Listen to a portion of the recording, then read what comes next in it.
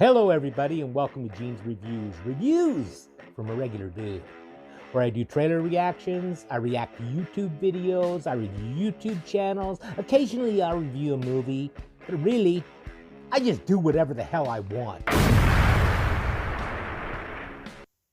Hello everybody, welcome to Gene's Reviews.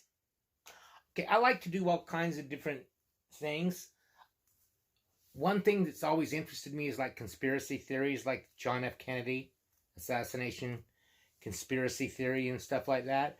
And this is called What Happened the Day John F. Kennedy Was Assassinated. What actually happened or something like that. So let's check this out right now. President John F. Kennedy was assassinated in Dallas, Texas on November 22, 1963. America and the world were stunned. The fallout... November 22nd, 1963. I was born November of 1960.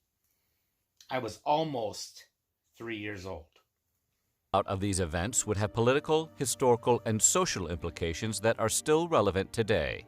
However, those fatal shots were really just the beginning of the story. Today we're going to take a look at what happened immediately after J.F.K. was assassinated. After that, we'd really appreciate it if you would leave a comment and let us know what presidential topics you would like to hear more about. Now, we go to Dallas, Texas. It was approximately 12:30 p.m. when the three shots were fired at the president's convertible Lincoln Continental. At the sound of the first shot, Secret Service agent Clint Hill, who was riding on the bumper of the follow-up car, left his position and ran towards the presidential limousine. His plan was to shield the president with his own body, but before he could get there, two more shots rang out. It was the third and final shot that is believed to be the one that shattered the president's skull. After it struck, the president's wife, Jackie, panicked and tried to climb... I've seen a lot of clips and stuff on this, but I've never seen that one. Wow, that was brutal. Out of the passenger seat and onto the trunk of the car. It was at this point that Agent Hill was finally able to grab hold of the rear of the car. He climbed aboard and forced Jackie Kennedy back into the rear seat just as the automobile sped away. On the way to the Parkland Hospital, Jackie spoke to her husband. In an interview, she would recall saying things like, "Jack, can you hear me? And I love you, Jack." For his part, Agent Hill would later claim that had he been stationed on the bumper of the president's car instead of the one behind, he would have gotten there in time to save JFK. Wow. Now, they say that she climbed onto the back to try and escape. I would think that the best thing to do would be to go down onto the floor. I heard different. I heard that she was actually reaching for pieces of her husband that were on the trunk of the car. That's what I heard, but I don't know how true it is. After firing 3 shots at the motorcade from the 6th floor of the Texas School Book Depository, Lee Harvey Oswald hid his rifle among some stacks of books. He descended a nearby stairwell and, 90 seconds later, encountered his supervisor and a Dallas policeman in a second-floor lunchroom. As there was no reason to be suspicious of him yet, Oswald was allowed to go. 3 minutes after the shooting, just as authorities were beginning to seal off the area, Oswald left the building. He boarded a city bus, but the chaotic aftermath of the assassination had created traffic, so he quickly got off and hailed a taxi. He rode to his rooming house, which was located in the nearby area of Oak Cliff. The building's housekeeper observed him heading into his room and emerging only a few moments later wearing a jacket. About 15 minutes later, Robert Kennedy, the president's brother, was having lunch thousands of miles away in suburban Virginia when the phone rang. It was FBI Director J. Edgar Hoover. "I have news for you," he said without a hint of emotion. "The president's been shot." Bobby tried to find out how bad the injury was, but Hoover would only tell him that he thought it was serious and he would make contact when he learned more. Then he hung up. At 12:38 p.m., the limousine arrived at Parkland Hospital, and President Kennedy was rushed into trauma room number 1. Chief Resident Ronald James and his team performed a tracheotomy, gave the president a chest massage, and inserted an IV into his arm. But it was too late. 12 minutes after he had entered the trauma room, J.F.K. was pronounced dead. The president's body was placed in a hastily acquired coffin, which was loaded onto a gurney. However, when Jackie and the president's entourage attempted to take the body with them, they were confronted by Dallas County Medical Examiner Earl Rose. Rose insisted that Texas state law required an autopsy be performed in the county where the shooting occurred, which was technically correct. Jackie Kennedy, however, wanted to leave and wouldn't go without her husband's body. Rose refused to back down, and the situation grew tense. By some accounts, the Secret Service even drew their guns to force Rose out of their way. Whatever the truth is, the casket was whisked away to an airport at Love Field, loaded onto Air Force One, and flown out of the jurisdiction. Shortly after 1 p.m., Oswald left his rooming house and aimlessly wandered the neighborhood around his home. At 1:15, he reached the intersection of Patton and 10th Streets, where he encountered a Dallas police officer named J.D. Tippit. Witnesses reported that Oswald spoke to Tippit through the window of his car. The officer then got out of his vehicle and began walking towards Oswald, who then drew his gun and shot Tippit 4 times, including one to the head. What the two spoke about remains unknown. Tippit had received a description of the suspect in the Kennedy assassination, but there is no way of knowing if he had connected the description to Oswald. Regardless of the cause, the confrontation quickly brought a massive police presence to the area. Oswald behaved suspiciously and drew the attention of a shoe store employee named Johnny Brewer. Having heard the sirens in the neighborhood, Brewer decided to follow Oswald, who quickly ducked into a nearby movie theater without paying for a ticket. Brewer spoke to a theater employee, who then called the police. Dallas police descended on the theater. The movie was stopped, the house lights were raised. A patrolman named Nick McDonald patted down a few random patrons and finally made his way to Oswald. When McDonald asked him to stand up, Oswald shouted, "It's all over now." He then jumped at the officer, punching him with one hand while reaching for his gun with the other. Other officers converged on Oswald, and McDonald got the gun away from him. Look at the size of Oswald compared to that cop. And he's just a little dude.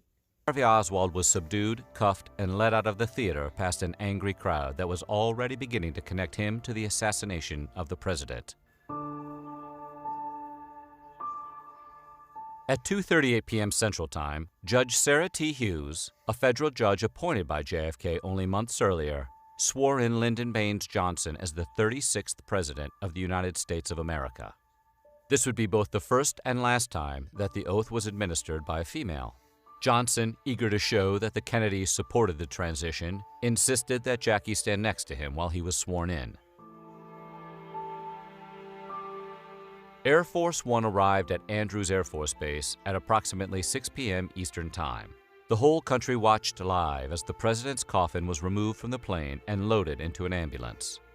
Robert Kennedy, who had boarded the plane on its arrival, then emerged with Jackie. Finally, President Johnson exited the aircraft and briefly spoke to reporters. We have suffered a loss. He doesn't look too that concerned cannot to be me. waived. At this point, Jackie Kennedy was still wearing the famous pink. I know there's a lot of conspiracies out there, and I don't know what happened, but I've heard a lot of stuff that he was involved or his wife, Lady Bird Johnson, was involved, but I don't know. But he doesn't look very concerned to me. Outfit that she had on at the moment her husband was shot. JFK's dried blood was still clearly visible on her skirt. This was not an oversight. Earlier in the day, aides had asked Jackie if she wanted to change her clothes, but she refused, saying, "I want them to see what they have done to Jack." On Friday night, Oswald was formally charged with the shooting of Officer Tippit. A few hours later, on Saturday morning, he was arraigned for the murder of John F. Kennedy. During an impromptu news conference, Lee Harvey Oswald told reporters, "The only thing I have done is carry a pistol in a movie. I didn't kill anybody. I haven't shot anybody. I'm just a patsy." Indeed, while Oswald's peculiar background as a Marine sharpshooter, former resident of the Soviet Union, and Marxist agitator created a cloud of suspicion around him, he maintained his innocence throughout his whole stay at the Dallas County Jail. On Sunday the 24th, President Kennedy's casket was brought to the rotunda of the U.S. Capitol building by the same horse-drawn caisson that had previously transported the casket of Franklin Delano Roosevelt in 1940. Okay. the funeral procession was on the day I was born. November 24th. I was born November 24th, 60, so I was 3 years old exactly on the day they had his 45. funeral. Accompanying it was a funeral procession that included the Kennedy family, members of the armed forces, and hundreds of government dignitaries and world leaders. Approximately 1 million people showed up to watch. For the next 24 hours, about 250,000 members of the general public were allowed to pay their respects. Despite freezing temperatures, the line to get in stretched over 2 miles. When the viewing concluded, thousands were still waiting and left unable to gain access. Jack Ruby, nightclub owner. On Sunday the 24th, the Dallas police decided to transport Oswald from their downtown headquarters to another location at a county jail. While this was ostensibly done for Oswald's safety, it would, ironically, lead directly to his death. As Oswald was being led through the basement of the jail, he was shot by a Dallas nightclub owner named Jack Ruby. The shooting was broadcast live on television, which sent another shockwave through an already reeling nation.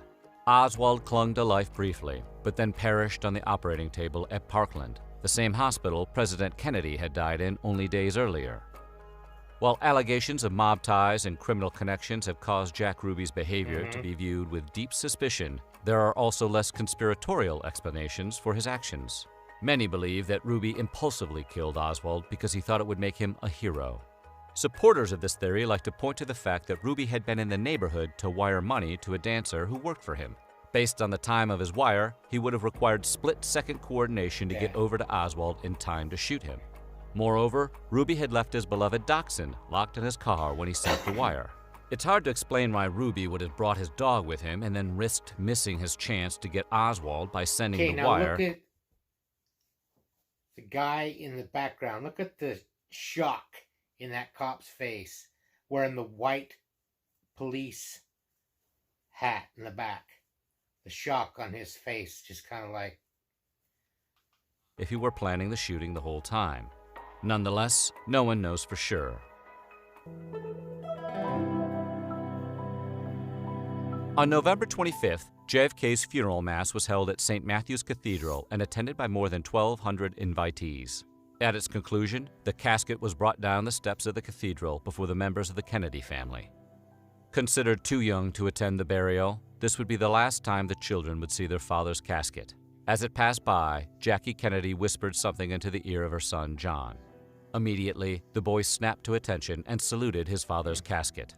This gesture would become a definitive visual moment of the 20th century. Yet it could not have been easy for the boy. It was his 3rd birthday. One day after the Mass, the casket was brought to Arlington National Cemetery in a procession that included the leaders of 99 different countries. While many believed Kennedy should be buried at his birthplace of Brookline, Massachusetts, a tour of Arlington caused Jackie to feel otherwise. She believed he belonged to the people, and ultimately selected to bury him in a prominent location on the slope in front of the Custis Lee Mansion. In the name of the Father, and of the Son, and of the Holy Ghost, amen. Let us pray. During the funeral, an eternal flame was lit as a memorial to the fallen president. In the year following the burial, the grave was visited by an estimated 3,000 people an hour. By 3 years later, over 16 million people had come to pay their respects. On May 23, 1994, Jackie would be buried beside her husband at the same site. While JFK's funeral held the rapt attention of an entire nation, Lee Harvey Oswald's funeral was being hastily arranged in Fort Worth, Texas. In a brief ceremony attended by his wife, 2 young children, mother, and brother, the presidential assassin was laid to rest at the Rose Hill Cemetery. The funeral was also heavily attended by reporters, police, and federal agents. So few family members were there, reporters had to be reluctantly enlisted to be pallbearers. Oswald's rest has been anything but peaceful. In 1967, his gravestone was stolen as a prank, and in 1981, his body was exhumed at the request of his ex-wife, for the purposes of verifying he was actually in it. Conspiracy theorists had alleged someone else had been buried in the grave as part of a plot to cover up the assassination, but dental records and a childhood scar identified the body at the site as Lee Harvey Oswald. So what do you think? Let us know in the comments. That's really crazy. I mean, they had the memorial for him the day of my birthday, on my birthday. His son, John Jr., was born one day after me. I don't know, maybe I'm reading too much into this. John Jr.'s dead now, too. I don't think Lee Harvey Oswald did it. There's more to it than that, in my opinion. What do you think? Let me know in the comments down below. Now, how about a joke? There's a couple that's been married for 50 years. All that time, the wife's had this little box with the lock on it. The husband hasn't ever seen what's in that box. And he's like, on their 50th anniversary, he's like, I got to see what is in that box. She says, I promise you, later tonight, I'll show you what's in the box. So later on that night, she opens it up. There's 2 ears of corn and $25,000. And he looks at it and he says, what's with the ears of corn? And she says, well, in 50 years of marriage, every time I cheated on you, I put in an ear of corn. And he says, well, what's the $25,000? And she says, every time I got a bushel, I sold it. Thank you, everybody. Make sure you like, comment, subscribe, hashtag Mean Gene, all that fun stuff. And if you like this video, tell all your friends, leave a comment down below. And if you didn't like it, then just shut up. And I will see you next time.